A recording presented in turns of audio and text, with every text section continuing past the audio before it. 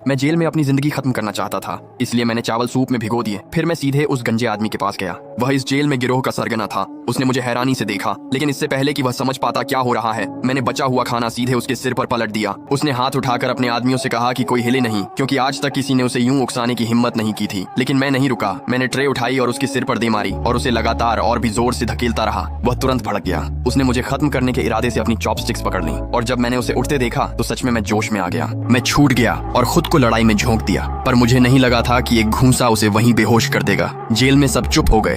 हैरानी से सब सन्न रह गए। मुझे भी यकीन नहीं था कि मेरा मुक्का इतना जोरदार था। तुरंत बाद पहरेदार मुझे घसीट कर ले गए। उस नाकाम कोशिश के बाद मैंने जल्दी ही अपना अगला निशाना ढूंढ लिया। वह विकृत सिलसिलेवार हत्यारा। इस जेल में वही यहाँ का सबसे खतरनाक आदमी था। सब लोग उससे दूर रहते थे, लेकिन मैं सीधे उसके पास गया। उसे चिढ़ाते हुए, पागल की तरह गालियां देते हुए वह गुस्से में बेकाबू हो गया और चाकू निकाल लिया। लेकिन जब मैंने उसे देखा तो मैंने ललकारा कि यहीं मुझे छुरा मार दे, मगर उसमें इतना साहस नहीं था। मैं जितना उकसाता वह उतना पीछे हटता।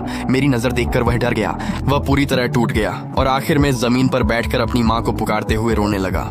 मेरी बदनामी फैलने में ज्यादा वक्त नहीं लगा। जेल में हर कोई मुझसे ऐसे बचने लगा जैसे मैं कोई दानव हो। पहरेदार मेरी आंखों में आंखें डालकर नहीं देखते थे। वे मुझे खास व्यवहार देते थे, मगर यह वैसा नहीं था जैसा मैं चाहता था। फिर एक दिन एक कैदी ने बताया कि किसी ने पिछली रात भागने की कोशिश की थी और पहरेदारों ने उसे वहीं गोली मार दी। ये सुनकर मुझे मरने का एक और तरीका मिल गया। उस रात मैं चुपके से बाहर निकला और आंगन में पहरेदारों को उकसाकर चाहता था कि वे मुझे गोली मार दें। वार्डन ने मॉनिटर पर सब देखा और मेरी इच्छा पूरी करने का फैसला किया। पहरेदारों का एक समूह मुझे घेर चुका था, मगर जैसे ही स्नाइपर ट्रिगर दबाने वाला था, वार्डन समझ गया कि कुछ गड़बड़ है।